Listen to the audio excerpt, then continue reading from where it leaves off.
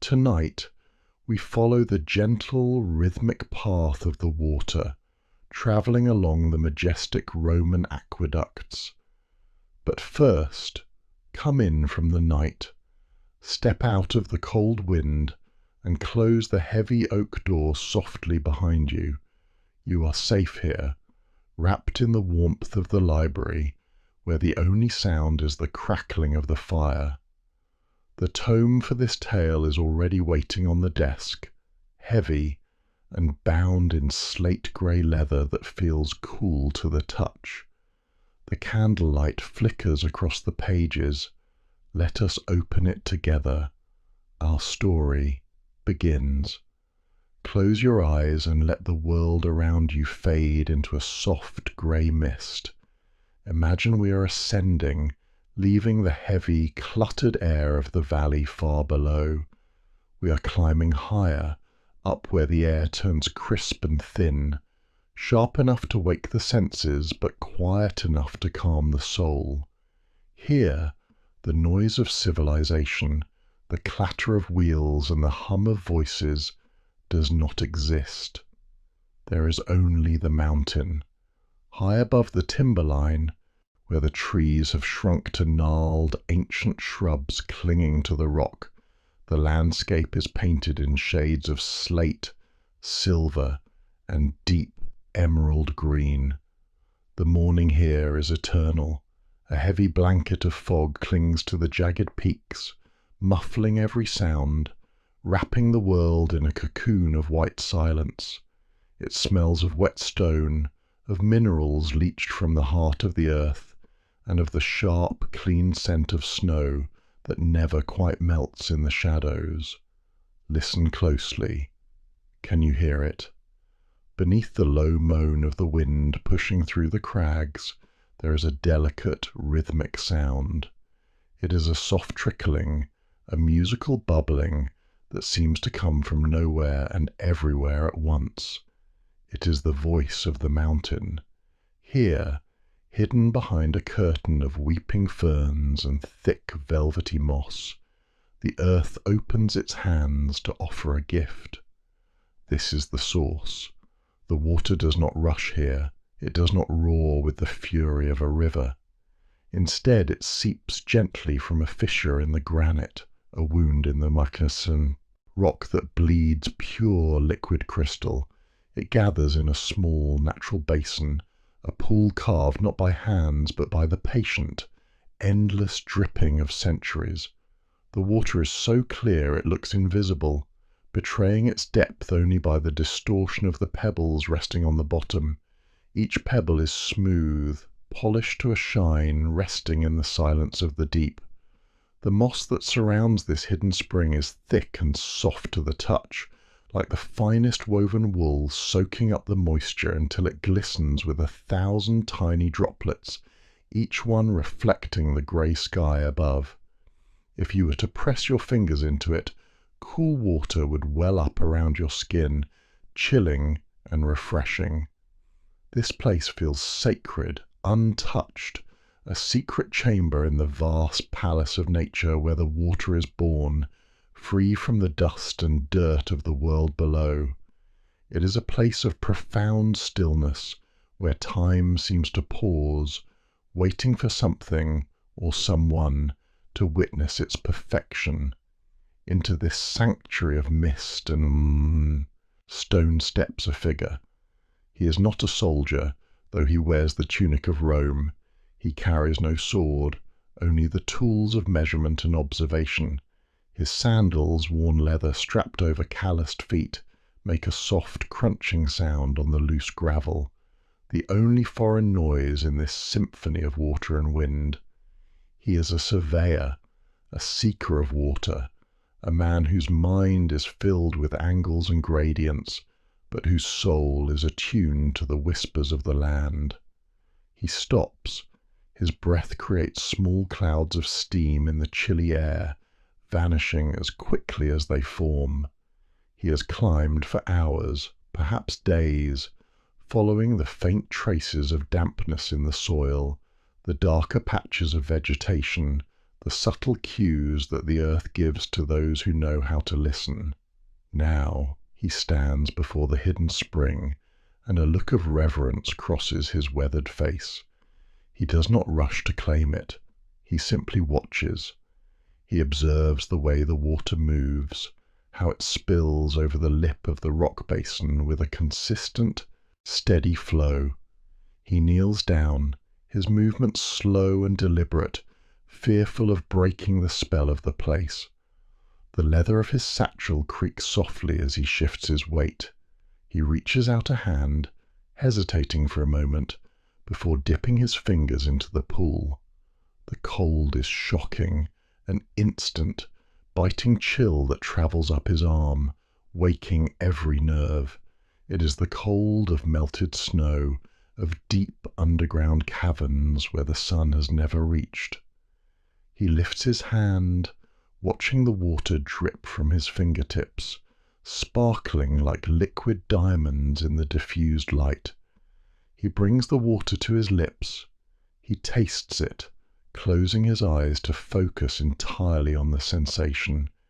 It has no taste, and that is its greatest virtue.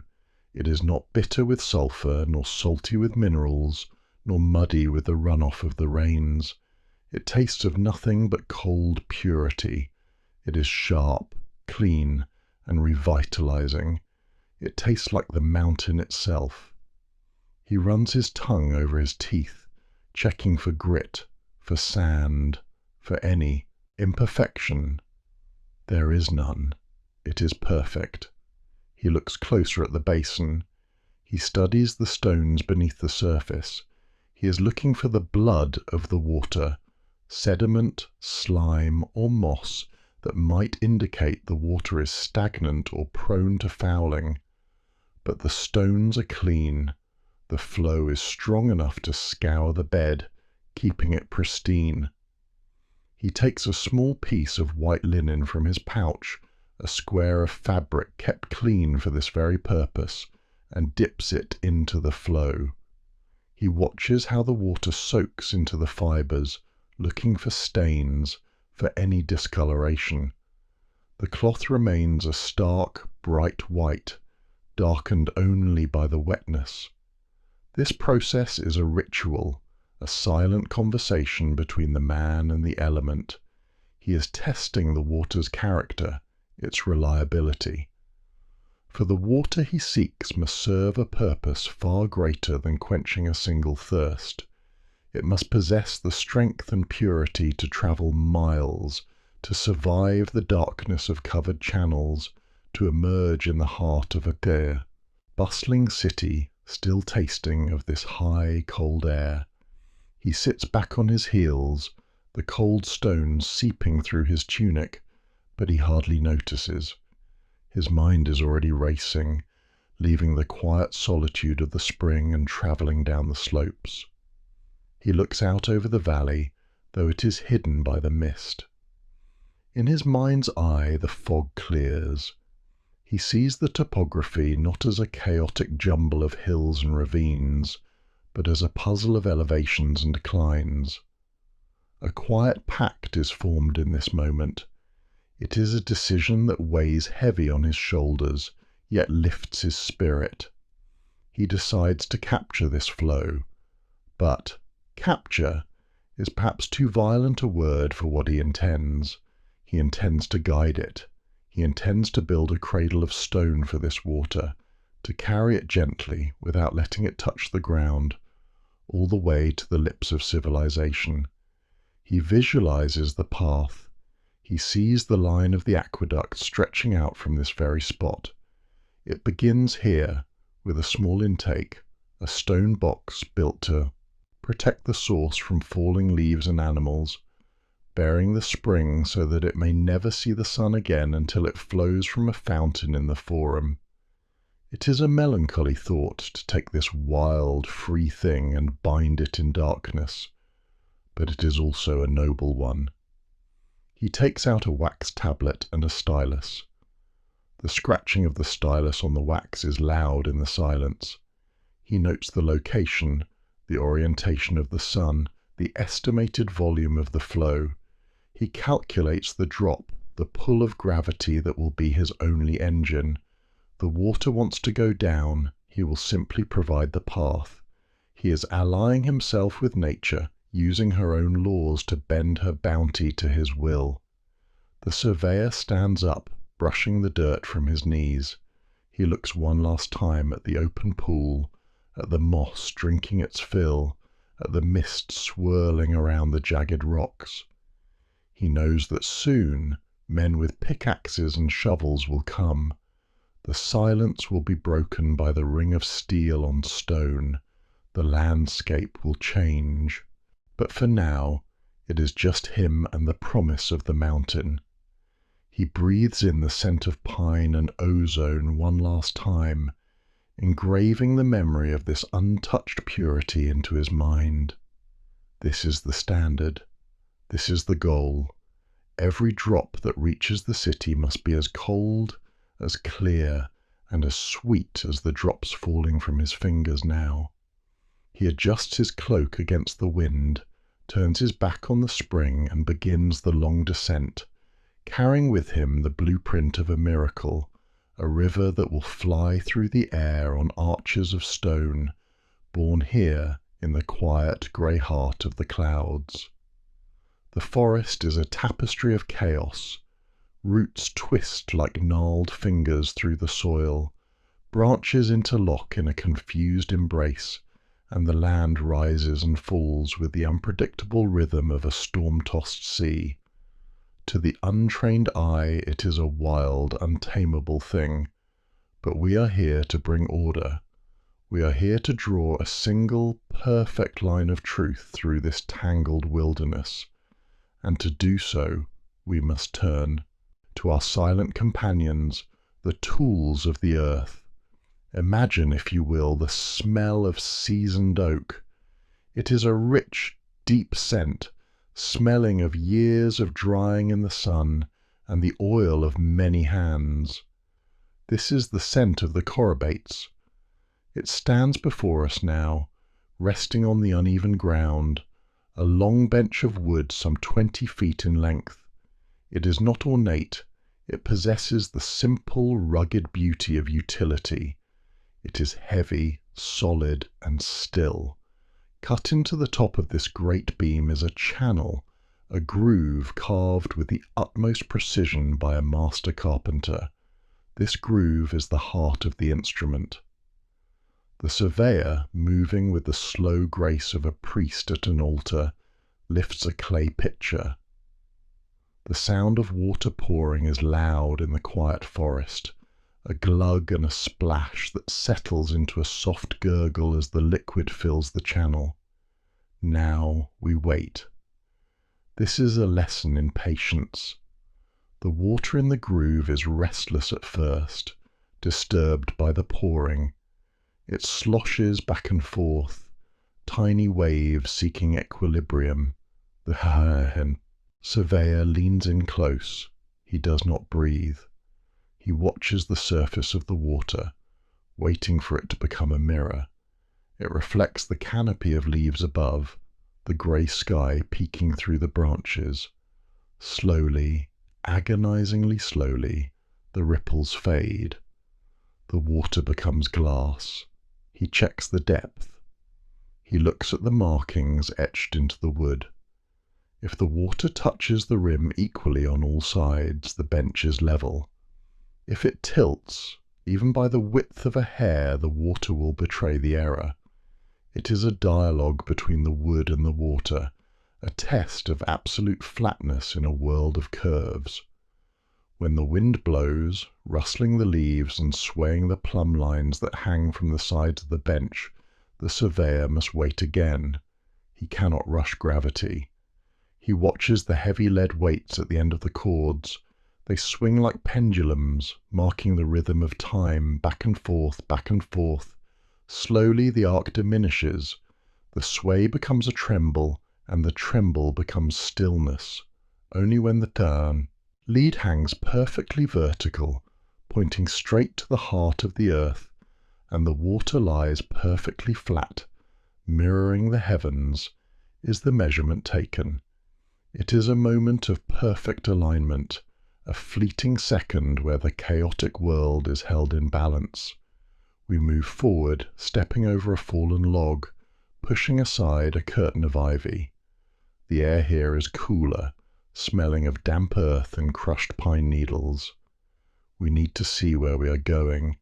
We need to pierce the veil of the forest. For this, we plant the groma.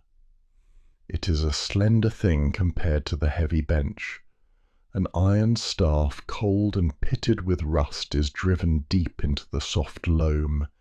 It stands like a sentinel.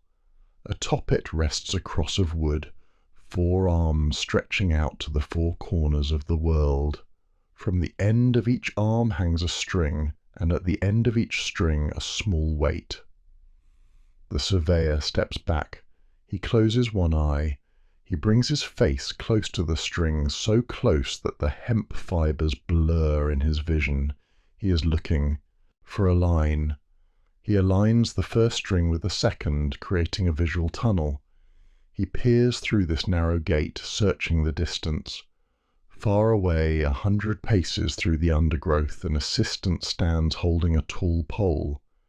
The pole is painted red, a slash of colour against the green and brown of the woods. The surveyor signals with a wave of his hand. Left. The assistant moves. A little more. The assistant shuffles his feet. Stop. The surveyor holds his breath again. Through the 2 strings of the groma, the red pole is perfectly bisected. A straight line has been established. It is an invisible thread drawn through the air, connecting point A to point B, ignoring the brambles and the ravines in between.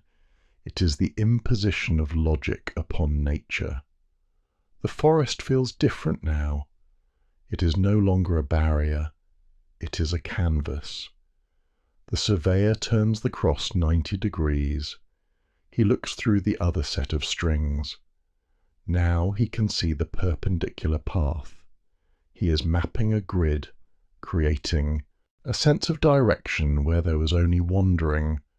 The click of the wooden cross turning on its iron pivot is a satisfying sound, a mechanical affirmation of right angles and purposeful turns. But direction is nothing without the descent. The water must flow. It must travel from the high mountain to the low city, and it must do so gently. If the path is too steep, the water will rage and destroy the channel. If it is too flat, the water will stagnate and foul. It requires the soothing mathematics of gravity. The surveyor sits on a mossy rock, opening a scroll of papyrus. The paper crackles softly. He dips a reed pen into an inkpot. He begins to calculate the gradient.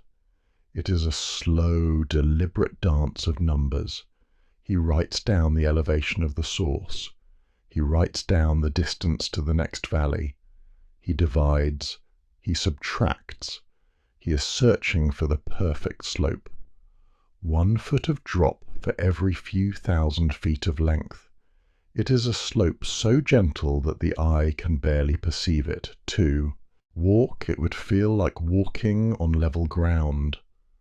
But the water knows. The water always obeys.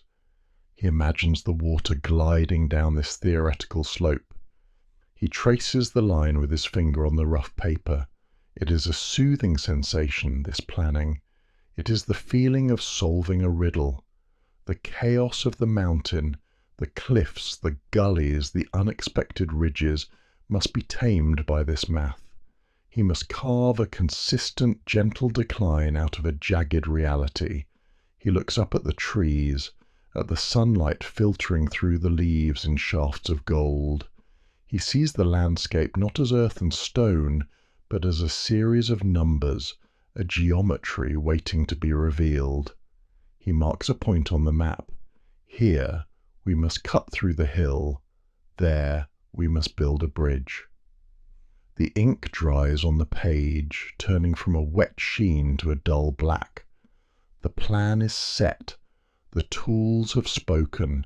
The water level has found the flat earth, the groma has found the straight path, and the numbers have found the gentle slope at the mouth. Silence of the forest returns, but it is different now. It is a silence filled with potential. The invisible lines have been drawn. The earth is ready to be shaped. The silence of the forest has ended, replaced not by a roar, but by a rhythm. It is a slow, steady pulse that beats deep within the chest of the earth. Close your eyes and listen. Can you hear it? It is a dull, muffled thud repeating over and over again. Thud, silence. Thud, silence. It is the sound of iron striking stone. It is the sound of the pickaxe, the primary instrument of this great unravelling. We are no longer observing the mountain, we are entering it. The work begins in the grey light of dawn. The air is heavy with the scent of overturned earth, a raw mineral smell that speaks of soil that has not seen the sun for 1,000 years. The men work in a trance. Their movements are not frantic. They swing their tools with a heavy, fluid grace, letting the weight of the iron head do the work. There is no shouting. Here, only the sharp intake of breath and the grunt of exertion. Imagine the vibration travelling up through the soles of your feet. With every strike the ground shivers. Sparks fly in the dim light, tiny fleeting stars that die against the damp rock walls. The stone is stubborn. It yields only in chips and splinters, fighting for every inch. The dust rises in slow, swirling clouds, coating the skin of the workers in a fine grey powder. It clings to their eyelashes, settles in the creases of their tunics, and turns the air into a thick, hazy fog. This is a world of shadows. As the tunnel deepens, the light of the entrance fades to a distant, glowing arch, a small eye looking back at the world they have left behind. Here, in the belly of the hill, the darkness is physical. It presses against the skin. The only light comes from small oil lamps nestled in niches carved into the rock. Their flames flicker and dance in the stale air, casting long, wavering shadows that stretch and twist against the rough-hewn walls. The smell of burning olive oil mixes with the smell of sweat and wet stone, a thick, ancient perfume of labour. But a tunnel cannot survive on darkness alone. The deeper they go, the heavier the air becomes. It grows thick and hot, difficult to breathe. The flame of the lamp begins to shrink, starved of oxygen. The mountain is suffocating them. To survive, they must reach for the sky. We must adopt the wisdom of the desert, the technique known as the canot. High above, on the surface of the hill, a second team of diggers is at work. They are not digging forward, they are digging down. They are sinking a vertical shaft, a deep round well that plunges straight into the earth, aiming for the tunnel below. It is a feat of blind faith and geometry. The men below dig forward, and the men above dig down, trusting in the measurements of the surveyor to bring them together in the dark. And then the moment of connection. It begins as a change in sound. The dull thud of the pickaxe suddenly echoes differently, a hollower note. Then a crumble of earth from the ceiling. A handful of dirt falls, then a rock, and then, with a final strike, the barrier breaks. A beam of sunlight pierces the gloom. It is blindingly bright, a solid pillar of gold cutting through the dusty twilight of the tunnel. It falls onto the floor, illuminating the rubble with a clarity that hurts the eyes. With the light comes the air. A rush of fresh, cool wind spirals down the shaft. Sweeping away the heat and the stale, smoky haze, you can feel the temperature drop instantly. The draught caresses the sweaty faces of the miners, a cool, gentle hand wiping away the fatigue. Dust motes dance in the shaft of light, swirling in complex, chaotic patterns visible now in their millions. It is a beautiful sight, this sudden intrusion of the heavens into the underworld. These shafts are the lungs of the aqueduct. Arranged at regular intervals along the line, they allow the tunnel to breathe. Looking up from the bottom of the shaft, one can see a perfect circle of blue sky, framed by the dark silhouette of the well's rim. It is a reminder that the world still exists above, green and bright, waiting for the water to arrive. The tunnel is now open, a hollow vein running through the rock, but it is rough. The walls are jagged, torn by the pickaxe. The floor is uneven, and most importantly, the rock is porous. If we were to release the water now, it would seep away into the cracks, drinking itself dry before it ever reached the city. The stone is thirsty. We must seal it. We must create a skin that will hold the precious cargo safe. We turn to the opus signinum. This is not ordinary mortar. It is a special, sacred blend born of fire and earth. Imagine a large wooden tub. Into it we pour the white lime, slaked and soft like thick cream. Then comes the sand, sharp and clean. But the secret ingredient is the pottery. Broken tiles, crushed bricks, shards of terracotta, pots, ground down into a coarse red powder. When this red dust is mixed into the white lime, the mortar transforms. It turns a warm, dusty pink, the colour of a fading sunset. It smells of wet clay and chemistry, a pungent, sharp scent that signifies a reaction is taking place. This mixture is stronger than stone, and when it dries it will be waterproof. The plasterers enter the tunnel. They carry wooden floats and metal trowels. They scoop the heavy pink paste onto the walls. Scrape, slap, spread. The sound is wet and rhythmic, a squelching, smoothing noise that is oddly satisfying. They press the mortar into the jagged rock, filling every crevice, every crack, every pore. They are smoothing the chaos of the broken stone into a single, continuous surface. The floor receives the thickest layer. It is built up in the corners to create a quarter round, a curved transition between the floor and the wall. This is a thoughtful detail. Corners trap dirt and slow the water. A curve allows the flow to sweep itself clean, but the application is only the beginning. Now comes the polishing. While the mortar is still firm but not yet hard, the craftsmen rub it. They rub it with smooth stones, polishing the surface until the grains of sand and brick are pressed flat. Then they apply the oil, linseed oil, rubbed into the drying surface with rags. The smell of the oil is rich and nutty, overlaying the smell of the damp lime. The oil sinks into the pores of the cement, sealing it completely. Run your hand along the finished wall. Close your eyes and feel it. It is no longer rough rock. It is cool, hard, and impossibly smooth. It feels like polished marble or the inside of a seashell. It is seamless. There is no beginning and no end, just a long, smooth tube of pink stone waiting in the darkness. It is a vessel.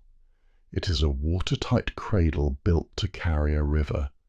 The tunnel stretches out into the dark, illuminated now only by the periodic shafts of light from above, a long, silent throat waiting to sing with the voice of the water. The violence of the pickaxe is gone. The dust has settled. All that remains is the smell of curing lime and the cool, waiting silence of the deep earth. The darkness of the tunnel finally gives way. It does not end abruptly, but gradually, as the cool pink walls of the opus signinum catch a growing grey light from ahead. The air changes first. The damp, still atmosphere of the underground is replaced by a restless breeze, a current of air that carries the scent of wild thyme and dried grass. We step out from the mouth of the tunnel and into the blinding expanse of the day. We are standing on the edge of a precipice. Behind us lies the solid comfort of the hill, the safe subterranean womb where the channel was cradled in rock. But before us, the earth falls away. It is a sudden, dizzying drop. The ground plunges down into a wide, verdant valley, a bowl of green fields and small, scattered farmhouses that look like toys from this height. A hawk circles in the distance, and we realize with a jolt that we are looking down at its wings.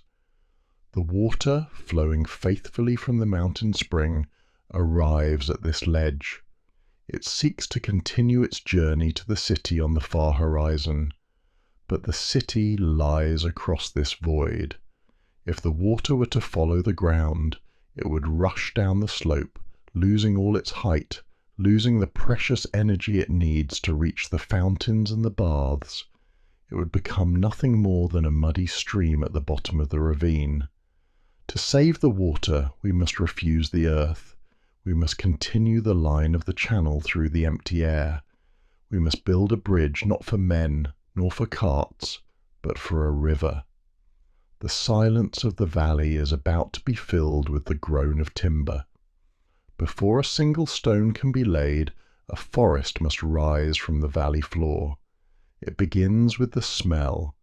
It is a sharp, pungent aroma that overpowers the scent of the fields. It is the smell of raw green sap, of sticky amber resin weeping from the wounds of felled pine trees. Huge beams of timber are dragged into the valley by oxen. The heavy wood furrows the soft earth, leaving deep scars in the grass. These are not polished planks. They are whole tree trunks, stripped of their bark, rough to the touch and thick with the strength of years. The carpenters go to work. The air is filled with the rhythmic rasp, rasp, rasp of the saw and the heavy thwack of the mallet driving wooden pegs into joinery. Slowly, a skeleton begins to rise. It is a lattice of wood, a complex web of vertical posts and diagonal braces. It looks fragile against the scale of the valley, a temporary tower of sticks reaching for the sky. But it is strong. Listen to the ropes. Thick coils of hemp, rough and hairy, are wound around the joints. They are pulled tight, singing with tension. Creak, groan. The fibres bite into the wood, binding the structure together. The scaffold sways slightly in the wind, a living, breathing thing that settles into the earth with a groan of timber settling against timber. At the top of this wooden tower, the carpenters build a curve. It is a semicircle of wood, perfectly shaped, a wooden rainbow. This is the centering. It is the mould for the stone arch that is to come. It feels smooth under the hand, sanded down so that nothing will snag the stone. It waits there, suspended high above the valley floor, a wooden promise of the shape to come. Now the stone begins its ascent. These are not the small rubble stones of the tunnel walls. These are the voussoirs. They are massive blocks of limestone, quarried from the bones of the earth, cut into precise wedge shapes. Each stone is heavy, cold, and unforgiving. They smell of dust and flint. Run your hand over the surface. It is rough, pitted, and ancient. A crane stands atop the scaffold. It is a giant treadwheel powered by men walking inside it, like squirrels in a cage. Creak, click, creak, click.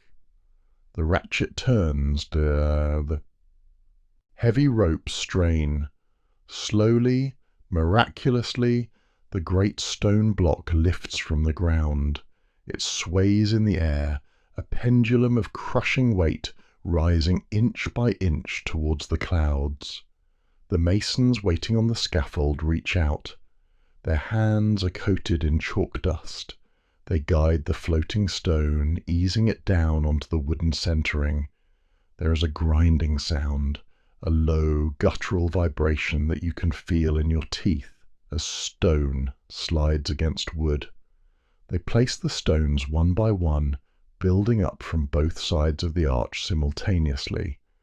The stones sit on the wooden frame, heavy and helpless. They want to fall.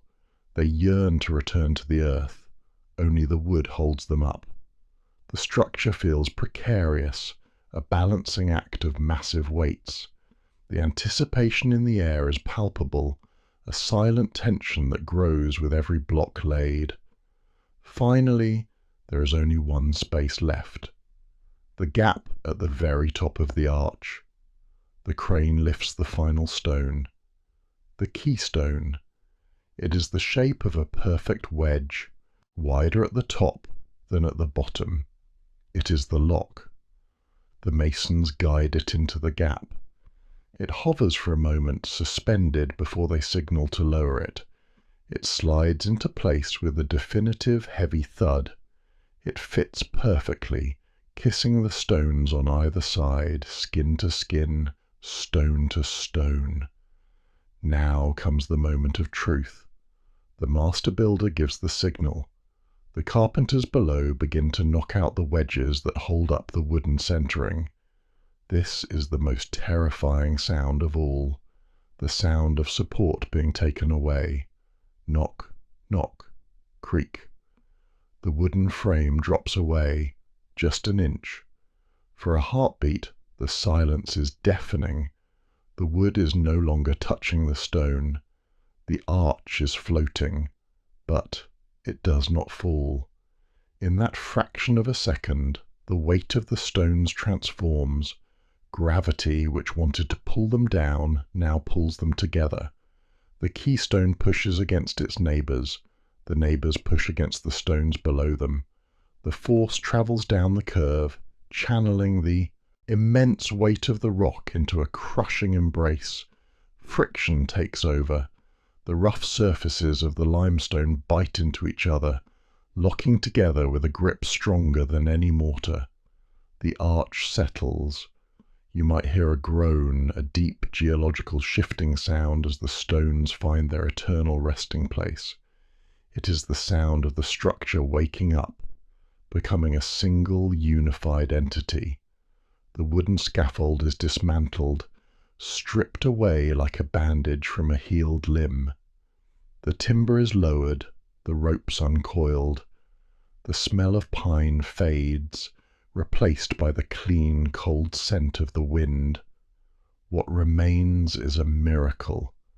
A bridge of stone leaps across the valley, light and airy, framing the sky in its curve.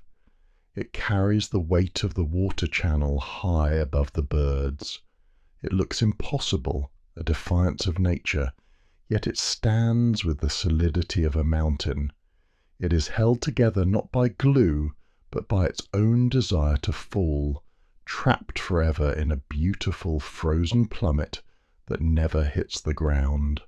The valley is no longer an obstacle. It is a frame for the water's triumph. We have followed the water from the silence of the mossy spring, through the darkness of the buried tunnel, and across the fragile wooden scaffolds of the valleys.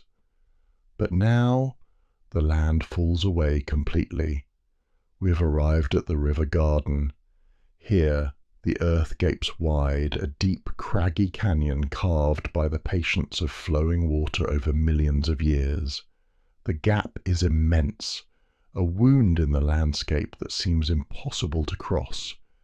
And yet, rising from the riverbed, defying gravity and logic, stands a mountain built by human hands. Stand here on the river bank, among the smooth grey pebbles and the tufts of wild rosemary. Look up, crane your neck back until it aches, for the structure before you demands nothing less than awe. It is not merely a bridge, it is a ladder to the heavens. It is a river of stone stacked upon a river of water. It rises in 3 distinct tiers, a layer cake of golden limestone that dominates the sky. The bottom tier is the foundation of giants. 6 colossal arches, thick and squat, plant their feet directly into the rushing waters of the river. These pillars are not smooth, they are shaped like the prows of great ships, pointed upstream to slice through the floodwaters. You can see the water churning white against the stone, foaming and angry, but the stone does not shudder. It holds the weight of the world with an indifference that is terrifying in its stillness. Above these giants sits the second tier. It is lighter, taller, a repetition of the rhythm established below. The arches here are narrower, reaching upward with a grace that belies their unimaginable weight. They mirror the arches below, a harmony of stone, a perfect echo frozen in time. The eye travels along them, lulled by the symmetry, arch after arch, shadow after shadow, a hypnotic pattern of voids and solids that stretches from one cliff face to the other. But it is the third tier, the very crown of the structure, that takes the breath away.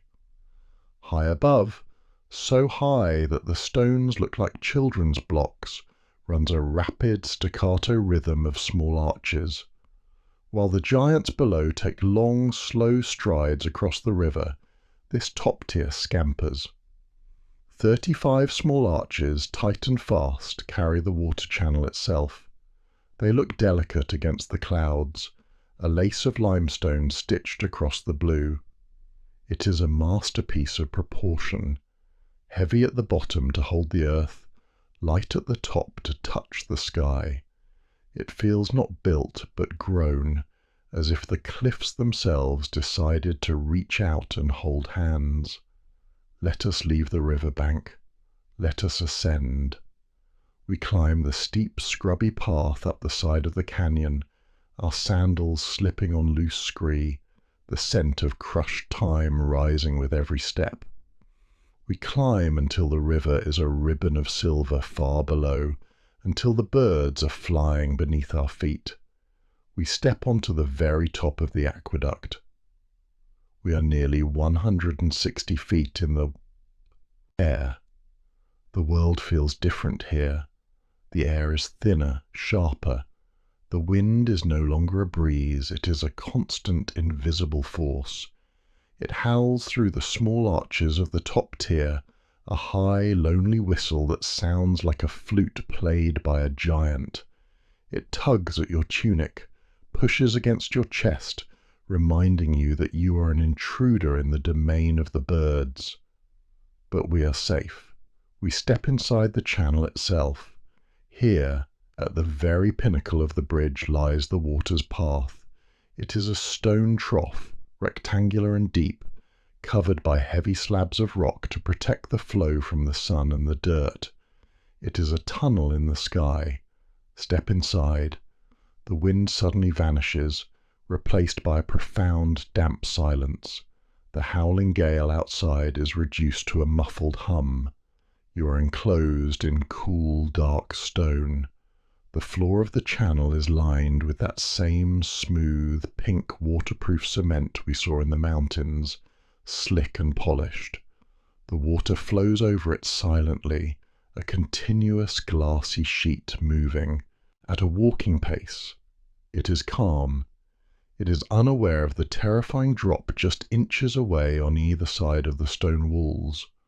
Walk with the water. Through the gaps between the heavy covering slabs, narrow beams of sunlight slice into the channel. They illuminate the water, turning the floating dust motes into dancing stars. Every few steps you pass a window in the stone, a small opening looking out over the valley. Pause at one of these windows. Lean out just a little. The vertigo is a physical sensation, a tightening in the stomach. You look down past the 3 tiers of arches, down past the sheer cliff walls, to the river garden winding its way through the scrubland. The people down there are specks, ants crawling on the pebbles. The olive trees are mere bushes. You feel suspended, floating in a vessel of stone, carried by the genius of the engineer. You are flying, yet your feet are planted on solid rock. The water beside you ripples slightly, not from the wind, but from the vibration of the height, a subtle trembling of the air itself. As we stand there, high above the world, the day begins to fade. The sun begins its long descent into the west, sinking toward the jagged line of the hills. And as it does, a transformation begins. The stone of this great bridge is not grey. It is a shelly limestone, quarried from the land nearby. It is a coarse, porous stone, pale yellow in the midday sun, filled with the fossilized remains of ancient sea creatures. It is a stone that drinks light. As the sun dips lower, the light thickens. It turns from white to a rich, warm honey. The bridge begins to glow. The pale yellow deepens into amber, then into a burning ochre. The rough texture of the blocks, the pits and pockmarks of the weather, catch the shadows, giving the surface the texture of velvet. The sun hits the western face of the structure full on. The bridge seems to ignite. It stands against the darkening blue of the eastern sky like a monument made of solid gold, the Herne. 3 tiers of arches cast long purple shadows that stretch across the valley floor, darkening the river below, but the top of the bridge remains bathed in this ethereal, dying light. It is a moment of impossible beauty. The structure loses its heaviness. The massive tons of rock seem to lose their weight, dissolving into pure colour and light. It looks like a gateway to another world, a golden threshold between the earth and the sky. The water inside the channel catches the fire of the sunset, turning from clear liquid into a stream of molten copper, flowing relentlessly toward the night. The wind dies down with the sun. The birds settle into the crevices of the masonry, their chirping echoing softly against the stone.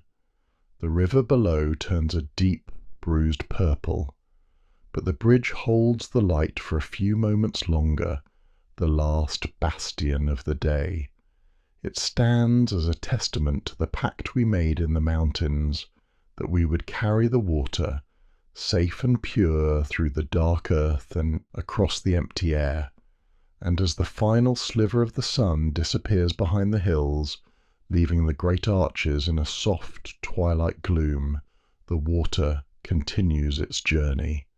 It flows on, dark and cool, leaving the golden bridge behind, flowing toward the baths, the fountains, and the thirsty lips of the city that waits at the end of the line. The sun has finally surrendered to the horizon, leaving behind a sky stained in deep, bruising purples and fading indigo. The world is quieting down. The birds have ceased their chatter, replaced by the rising chorus of crickets in the long grass. Here, along the ridge where the aqueduct runs like a stone spine through the hills, the silence is profound. It is a heavy, expectant silence, broken only by the rhythmic scuffing of leather sandals on the maintenance path. We are walking in the footsteps of the Aquarius. He is the water-keeper. He is the lonely watchman of this stone river, while the city sleeps, expecting its fountains to flow in the morning. and while the engineers toast to their grand designs in warm villas, it is the Aquarius who walks the line. He wears a rough wool tunic, stained with the red dust of mortar and the grey smear of mud. In one hand, he carries a long iron-tipped staff for testing the ground and clearing brambles. In the other, he holds an oil lamp. The flame is small, a single tongue of orange fire protected by a cage of horn. It casts a swaying golden circle of light around his feet, revealing the texture of the path, the crushed gravel, the creeping weeds trying to reclaim the stone, the sudden scuttle of a beetle seeking darkness. He does not rush. His pace is measured, born of 1,000 nights spent walking this same route. He knows every stone, every arch, every shadow. He stops frequently. He is not looking with his eyes, for the night masks the details. He is listening. He presses his ear against the cold masonry of the channel wall. He is listening for the hum of the water inside. Smooth, consistent vibration tells him the flow is unobstructed. A stutter, a gurgle, or a change in pitch would tell him of a fallen branch or a collapse miles upstream. To him, the aqueduct is a living beast, and he is the physician checking its pulse. The stone is cold against his cheek, damp with the night dew, smelling of wet flint and moss.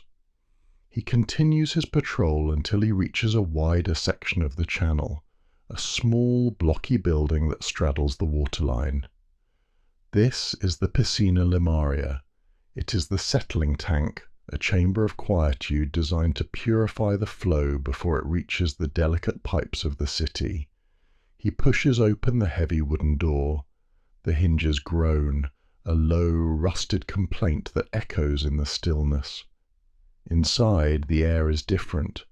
It is humid, thick, and smells faintly of the river bottom, a scent of wet silt, decaying leaves, and standing water.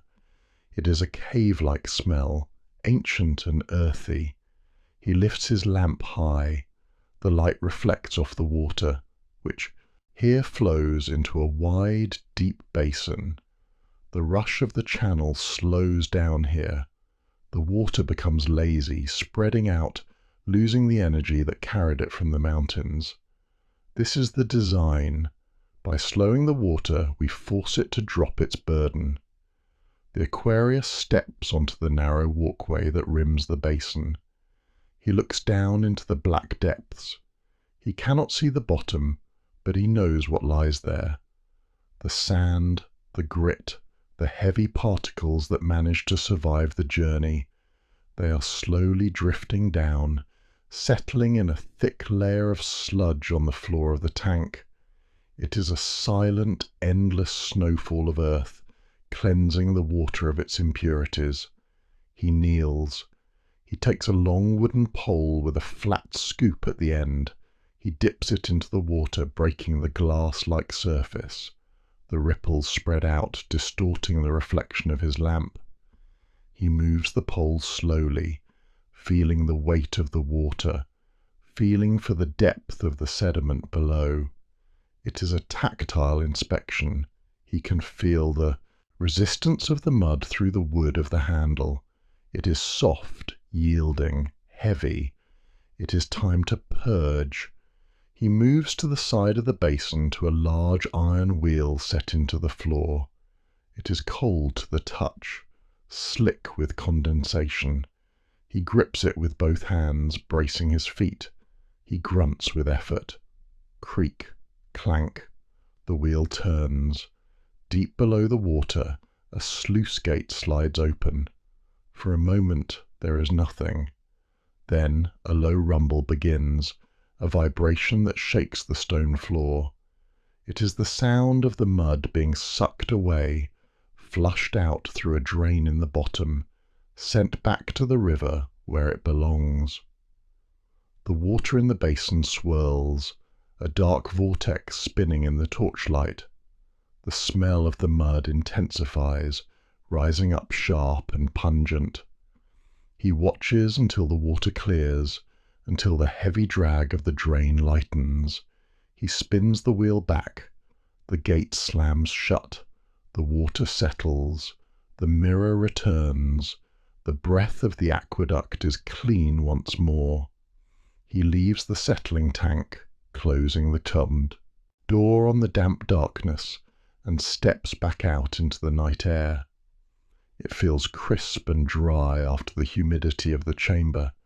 He continues his walk, the stars now bright above him, a dusting of silver over the silhouette of the hills. He walks for another mile, lost in the rhythm of his own steps, when he stops dead. He holds his breath. He tilts his head. There is a sound that does not belong. It is faint, barely a whisper. Drip, drip, drip. It is not the rushing sound of the flow, it is the sound of escape. He moves towards the channel wall. He sweeps his lamp along the stonework. The light dances over the rough blocks. There, near the base of the wall, a dark stain is spreading. It looks like ink on the pale stone. Water is weeping from a hairline crack in the mortar, bleeding out into the dry soil. It is a small wound, but to the Aquarius it is a scream. Every drop lost is a theft from the city. Every drop that soaks into the wall weakens the structure, inviting the frost to crack it further. He sets his lamp on the ground. He reaches into the leather satchel at his hip. He pulls out a lump of raw clay, kept moist in a damp cloth. He also takes a small trowel and a jar of quick-setting mixture, a paste of lime and oil. He kneels in the dirt, ignoring the dampness soaking into his knees. He runs his fingers over the leak. The water is freezing cold, numbing his skin. He feels the jagged edge of the crack. It is sharp. He cleans the area with the edge of his trowel, scraping away the moss and the loose grit. The sound of metal on stone is sharp and intrusive in the quiet night. He takes the clay mixture. He warms it in his hands for a moment, working it until it is pliable, until it feels like heavy dough. Then he presses it into the crack. He pushes hard. He uses his thumb to drive the material deep into the fissure, fighting the pressure of the water trying to push it back out. He is sealing the wound. He smooths the edges, blending the patch with the wound surrounding stone. He works with the focus of an artist, his movements economical and precise. He holds his hand over the patch, waiting. The dripping has stopped. The dark stain is no longer spreading. The clay holds. The lime begins to bite into the stone, hardening, becoming one with the wall. He sits back on his heels, wiping his hands on a rag. He lets out a long, slow breath, watching the steam rise in the cold air. There is a profound satisfaction in this moment. It is a private victory. No one will ever know he was here. No one in the city, drinking from a clear cup tomorrow, will know that the water was saved by a man kneeling in the mud at midnight. He picks up his lamp. The light swings, casting long shadows that seem to bow to him. The silence has returned, complete and unbroken. The leak is gone. The seal is restored. The blood of the mountain flows safely within its vein. The Aquarius stands up, his joints popping softly. He looks down the long dark line of the aqueduct, stretching away into the invisible distance. There are miles yet to walk. There are more shadows to check, more silence to listen to. He adjusts his satchel, grips his staff, and takes the first step, a lonely figure guarding the lifeline of the world, walking slowly into the dark. The wild, jagged breath of the mountains has exhaled, settling into the slow, rhythmic breathing of the plains. We have left the high, lonely peaks where the wind sings through the pines, and we have descended into a world of gentle curves and golden light. The journey of the water, which began in the secret mossy silence of the spring, is entering a new chapter. It is no longer a solitary traveller through the wilderness. It is approaching the embrace of civilization. Look out from the high arches now. The chaotic tapestry of the forest, with its tangled roots and unpredictable shadows, has been replaced by the comforting geometry of order. The land below us is a quilt of intention. We see the silver-green shimmer of olive groves, the trees planted in perfect soldierly rows that stretch away toward the horizon. When the breeze ripples through them, the leaves flip, flashing their pale undersides like thousands of tiny fish turning in a stream. The air smells different here. The sharp, metallic scent of snow and ozone is gone. In its place is the warm, domestic aroma of the earth being worked. It is the smell of dry dust kicked up by a passing cart, the sweet, fermenting scent of crushed grapes from the vineyards, and the faint, savoury drift of wood smoke rising from the chimneys of farmhouses. These villas, with their red-tiled roofs baking in the afternoon sun, dot the landscape like islands in a sea of green. They are peaceful, settled places, guarding the harvest, unaware of the great river flowing silently in the stone sky above their heads. The water in our channel moves with the same steady, unhurried pace, but the context has changed. It is no longer fighting the Meuse landscape, it is ruling it. We are crossing the Campagna, the vast rolling hinterland that serves as the garden of the eternal city. The sun feels warmer here, soaking into the limestone blocks of the aqueduct, radiating a gentle heat that you can feel through the soles of your sandals. The stone has absorbed the summer, holding it tight against the coming evening. But we are not alone. As we draw closer to the city, a magnificent convergence begins. Look to the east. Emerging from the haze of the distance, marching on its own legs of stone, comes another giant. It is the Aqua Claudia. It is a structure of breathtaking ambition, its arches soaring high, perhaps even higher than our own. It strides across the valley floor with a heavy imperial dignity, and look there, riding upon its back, is yet another channel, the Anio Novus. Two rivers stacked one on top of the other, carried by a single skeleton of masonry. They are like travellers meeting on a long road, joining forces for the final leg of the journey. It is a sight that defies the natural order. In nature, rivers merge in the low places, in the muddy confusion of the valley bottoms. But here, by the will of the engineers, the rivers merge in the sky. They run parallel to us, a grand procession of stone and water. You can feel the camaraderie of the structures. They are the veins of the empire, pulsing with the same lifeblood, all drawn by the same magnetic pull of the great city that waits on the horizon. The visual rhythm is hypnotic. Arch after arch after arch. 1,000 windows framing the landscape. The shadows of our aqueduct and the shadows of the Aqua Claudia stretch out across the fields, long dark fingers reaching toward Rome. In the silence of this height you can almost hear the low, thrumming vibration of so much water moving in unison, a massive liquid energy contained within walls of travertine and tuffo. It is a march of titans, silent and unstoppable. Ahead, the horizon begins to break. The soft undulations of the hills are interrupted by the hard lines of walls, the distant gleam of marble, the smoke of a million fires. We are arriving. We approach the great threshold. We approach the Porta Maggiore. This is not merely a gate. It is a monument to the triumph of water.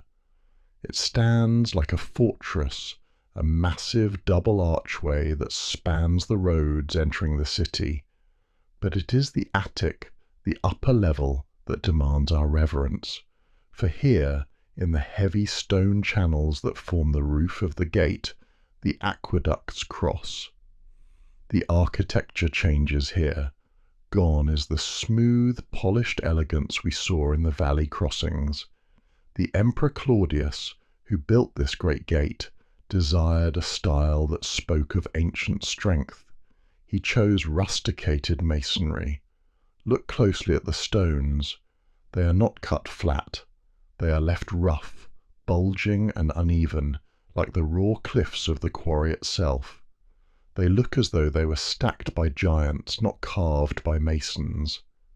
Run your hand over the surface of the gate. It is coarse, gritty and warm. It feels like the skin of the earth. This roughness gives the gate a feeling of immense weight and solidity.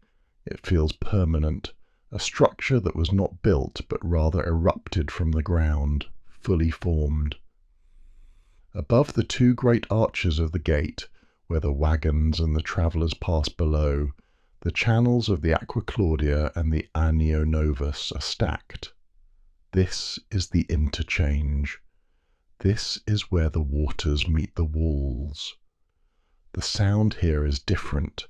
If you press your ear to the massive pillars of the Porta Maggiore, you can hear a deep, resonant rumble.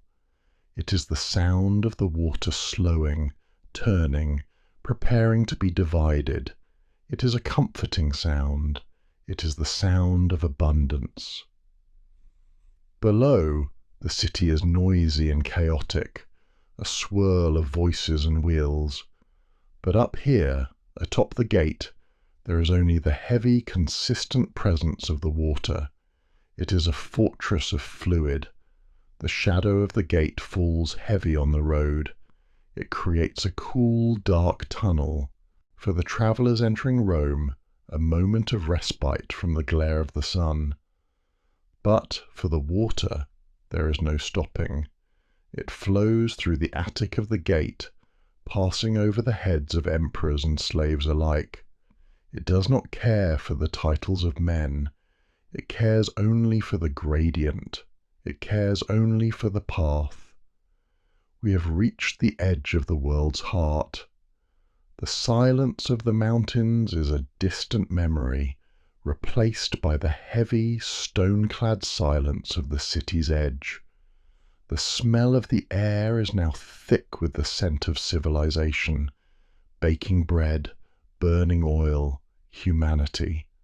But the water remains pure, protected in its stone cradle, arriving at the Porta Maggiore as clear and cold as the moment it left the mossy spring. We pause here at this monumental junction, resting our hand on the rough sun-warmed stone, ready to descend into the labyrinth of the city streets. We have passed through the great gate, leaving the bright, dusty world of the road behind. Now we must descend. We must enter the hidden heart of the system, a place where the sky is made of vaulted brick and the sun is replaced by the flickering orange dance of torches. Welcome to the Castellum Aquae. The water castle. It does not look like a castle of kings and queens. There are no tapestries here, no thrones, no feasts. It is a fortress of utility, a cathedral of shadows and wet stone, built for a single worshipful purpose, to receive the river. Step inside the massive bronze doors. The first thing that hits you is not the sight, but the sound. It is a physical weight that presses against your chest. It is a roar, a continuous thundering crash that drowns out all thought. The water, having travelled across the quiet valleys and the silent plains, arrives here with the accumulated energy of its long journey. It pours from the mouth of the aqueduct high up on the wall, plunging down into a vast central basin. The air here is thick with mist. It is a cold, heavy fog generated by the violence of the falling water. It clings to your skin, instantly chilling you. It beards the rough stone walls with droplets that run down like tears. The floor is slick, coated in a permanent sheen of moisture. The smell is overwhelming. It is the scent of wet limestone, of deep underground caverns, and a sharp metallic tang that tastes like a copper coin placed on the tongue. Adjust your eyes to the gloom. The torchlight struggles to penetrate the mist, catching only the white crests of the churning water in the basin below. It looks like a boiling cauldron of black ink and white foam. This is the distribution tank. It is here that the water is broken. It is here that the wild, free-flowing river is tamed, shackled, and prepared for its service to the city. Watch the surface of the water in the tank. It is chaotic, swirling with vortices and currents, but the exit is orderly. At the far end of the basin, set into the stone wall at different heights, are the mouths of the pipes. There is a hierarchy here, a rigid social order built into the very masonry. The lowest pipes are for the public basins. They drink first. They ensure that no matter how low the flow, the people will have water to drink. Above them are the pipes for the baths and the theatres, and highest of all, drinking only when the abundance is overflowing, are the pipes for the private villas, the luxuries of the wealthy. The stone decides who thirsts and who drinks. But we must look closer at how the water leaves this chamber. We must look at the transition from the stone channel to the metal throat. Listen to the change in the sound. The roar of the open basin gives way to a high-pitched hiss. It is the sound of compression. The water is being forced into the fistulae. These are not the wide, open channels of the mountains. These are narrow, confining tubes. The water resists. It pushes back against the metal, creating a vibration that hums through the floor. You can feel it in the soles of your feet. And constant, trembling energy. The water is being squeezed, pressurized, transformed from a lazy river into a driving force. The pipes themselves are a marvel of heavy, dull metal, lead. Walk over to the stack of spare pipes resting against the wall. Run your hand over one. It is grey, soft, and impossibly heavy. It feels greasy to the touch, a cold, dead weight. It smells sweet and sickly, the distinctive toxic scent of lead. These pipes were not cast in a mould, they were born as flat sheets. Imagine the plumbarius, the lead worker, rolling the heavy sheet around a wooden dowel. He beats it with a wooden mallet. Thump, thump, thump. He shapes it into a pear-shaped tube. Then he pours molten lead along the seam, soldering it shut. The seam stands up like a ridge along the top of the pipe, a scar of its creation. Touch the soldered joint. It is rougher than the smooth sheet, a ripple of frozen metal where the liquid once flowed. This is the vessel that will carry the water into the dark. But not all paths are lead.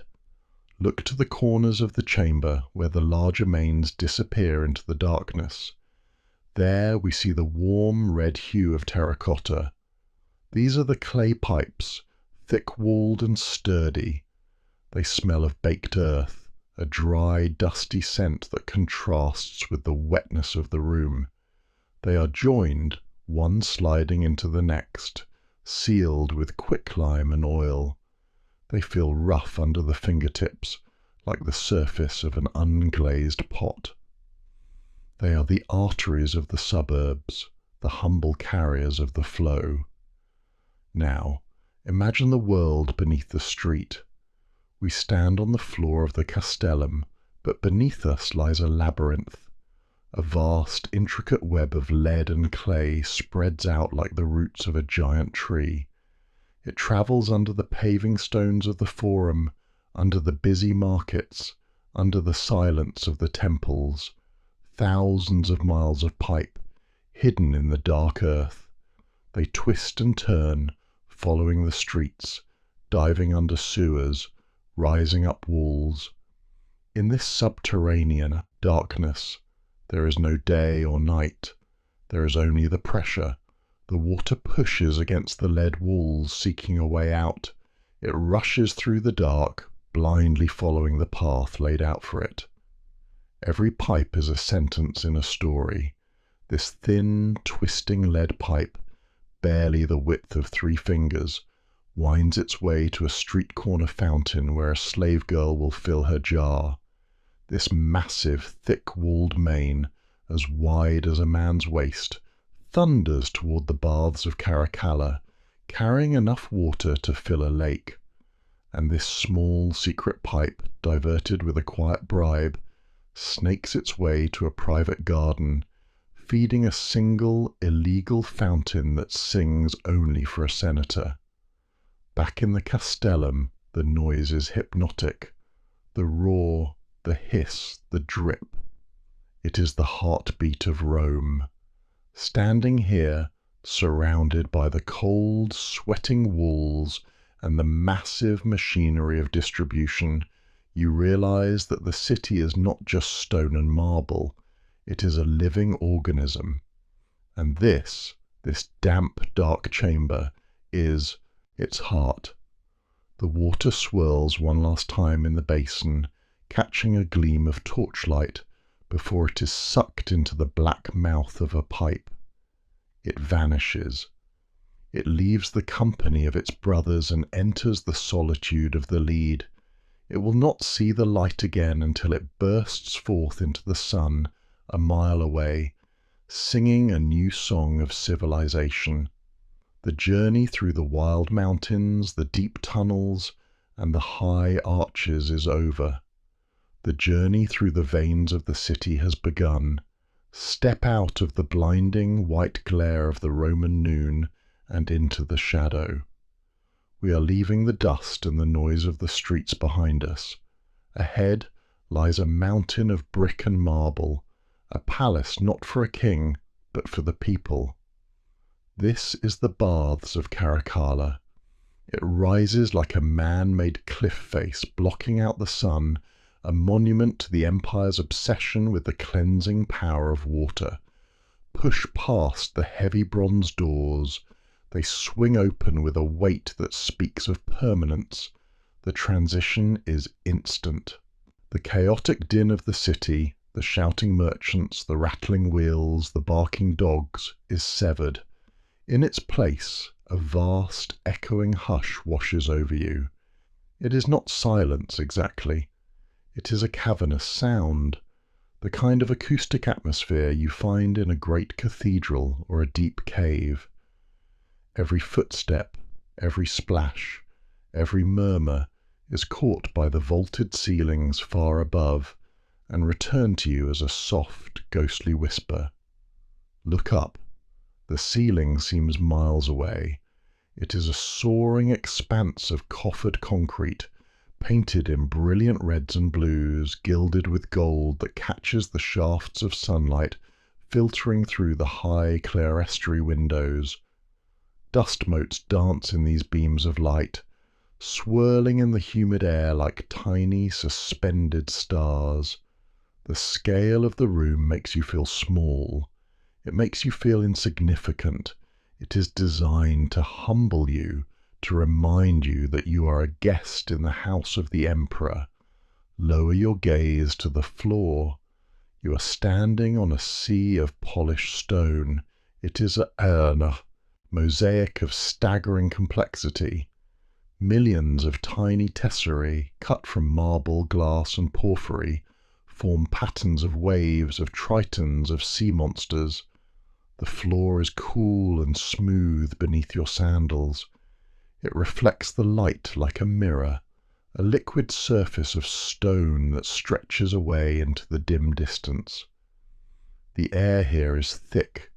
It is not the dry, dusty air of the outside world. It is heavy with moisture, rich and cloying. It smells of unburnt olive oil, of lavender and rosewater, of sulphur and wet limestone. It is a perfume of luxury, a scent that relaxes the shoulders and slows the breath. You can taste the humidity on your tongue, sweet and metallic. We move deeper into the complex. We leave the cool entrance halls and approach the warm heart of the sanctuary. We enter the caldarium. Here, the air changes again. It becomes hot, a physical weight that presses against your skin. But the heat does not come from the sun above. It comes from the earth below. Take off your sandals. Let your bare feet touch the floor. It is warm. It is not hot enough to burn, but it possesses a steady, radiating warmth that seeps instantly into the soles of your feet. It feels like standing on the back of a great, sleeping beast. This is the magic of the hypocaust. Imagine for a moment what lies beneath this beautiful mosaic floor. Underneath the tiles, underneath the concrete, there is a void. The floor you are standing on is suspended, resting on hundreds of small pillars made of stacked bricks. And in that dark subterranean forest of pillars, a fire is burning. Slaves are feeding the furnaces, shoveling wood and charcoal into the maw of the heating system. The flames roar in the darkness, sending waves of hot air and smoke rushing through the space beneath your feet. The heat rises. It clings to the underside of the floor, warming the stone through and through. It climbs up the walls through hollow terracotta tubes hidden behind the marble facing. You are standing inside a chimney, but a chimney so clever, so refined, that you see no smoke and feel no soot. You feel only this gentle, enveloping embrace. The heat travels up your legs, loosening the muscles, melting away the tension of the walk. It is a living heat. It fluctuates slightly, a subtle breathing rhythm as the fires below are stoked and settle. It feels as though the building itself is alive, pulsating with a warm, blood-like energy. Sweat begins to bead on your skin. It trickles down your back, a cleansing release. The steam in the room is thick, curling around the marble columns like white spirits. It softens the edges of the world. The other bathers become vague shapes moving slowly through the mist, ghosts in the steam. The world outside, the world of politics and war and money, dissolves in this white fog. There is only the heat, the stone, and the sound of your own slow breathing. But the journey of the water is not complete. We have felt the fire. Now we must feel the ice. We move from the sweltering heat of the caldarium through the tepid transition rooms, and finally we stand before the great archway of the frigidarium. The air here is shocking. It is crisp, sharp, and biting.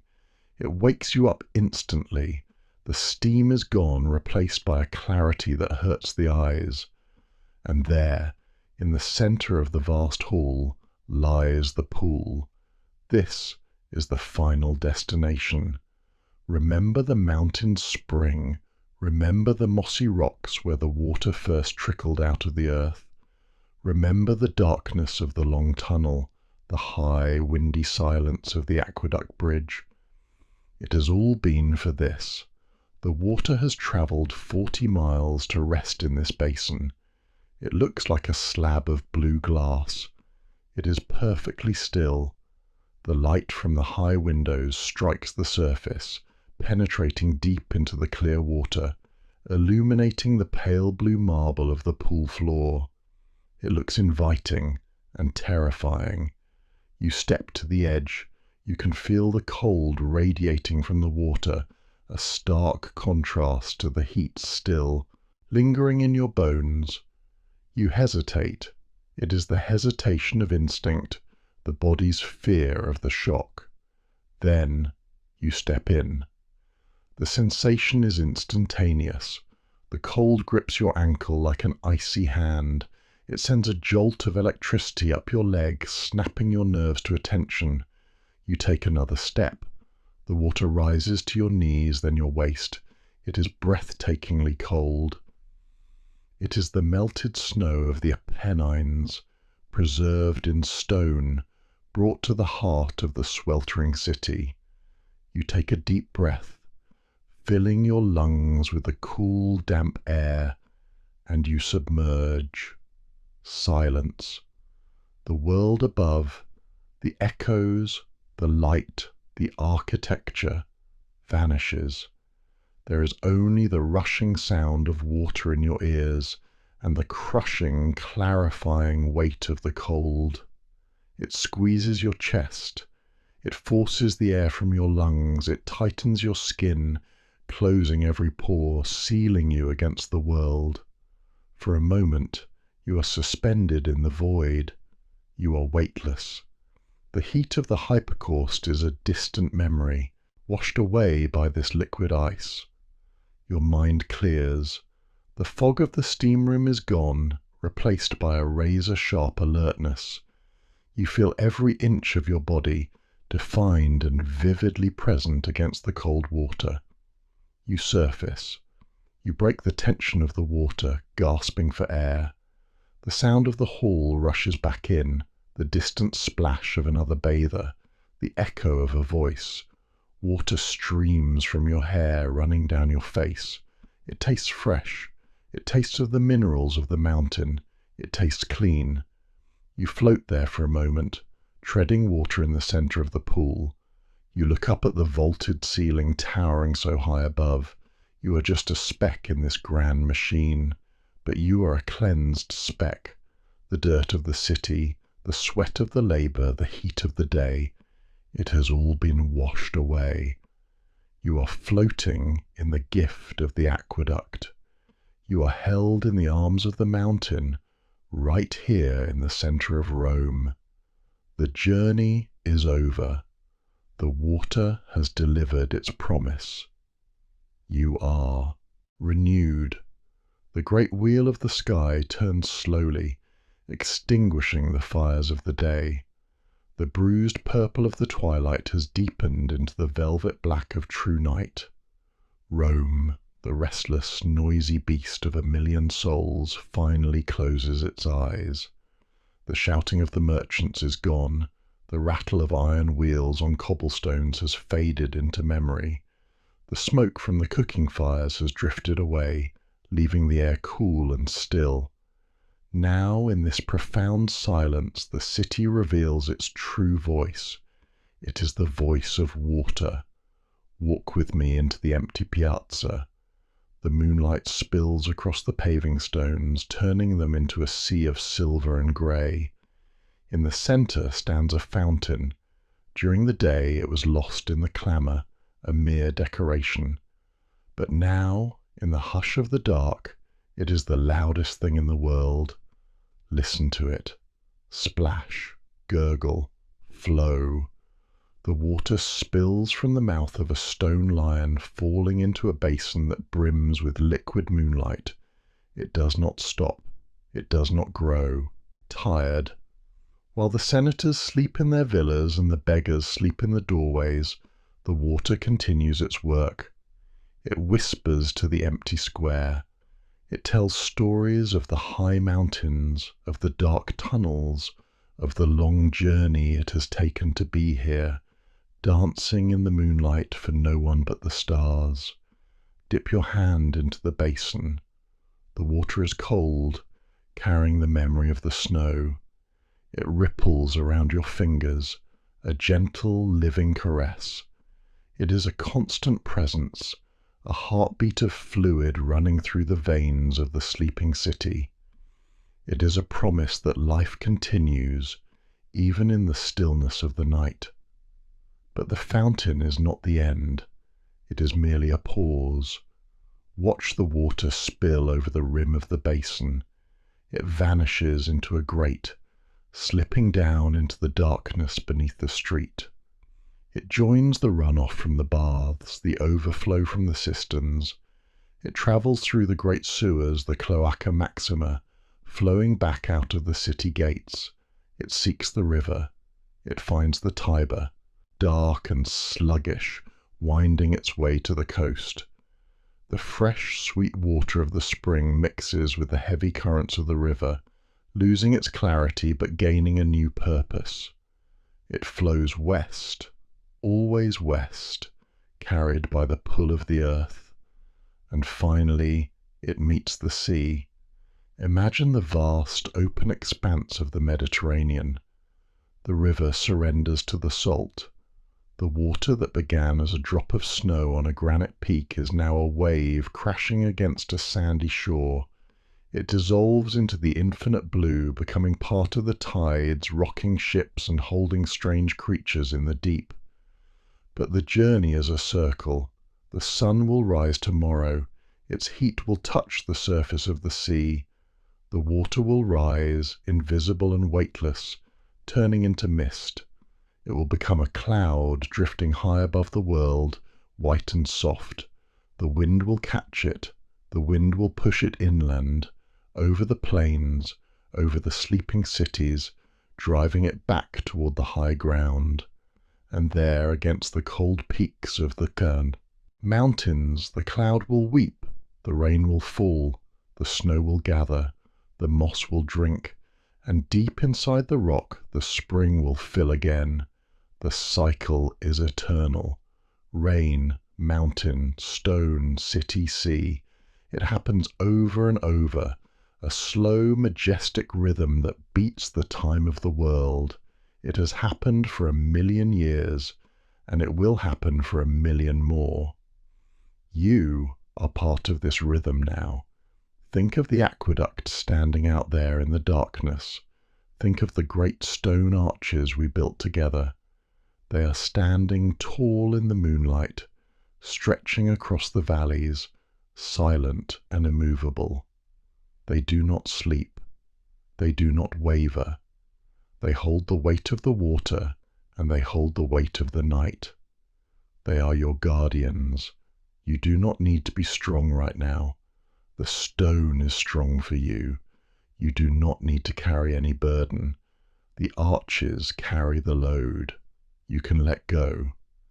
Imagine the heavy, yellow limestone blocks settled deep into the earth. They are cool and solid. They have stood for centuries, and they will stand while you sleep. Nothing can shake them. Feel the stability of the stone. Feel the gentle downward slope of the channel. Gravity is a cradle. It pulls the water down, and it pulls your eyelids down. It is a soft, heavy force grounding you, holding you safe. The water flows, the stone stands, the night deepens. Let your breath match the rhythm of the fountain, in and out, flow and fall. The city is asleep. The mountain is asleep. The sea is waiting. You are safe within the sanctuary of whispers. The water will be here when you wake. For now, let the darkness wrap around you like a warm cloak. Let the sound of the distant water wash away your thoughts. Drift along the channel. Drift into the quiet. Drift into the deep, cool dark. If you found peace in these ancient waters, please subscribe to keep your place by the fire, so the doors open for you again tomorrow night. Sleep. Good night.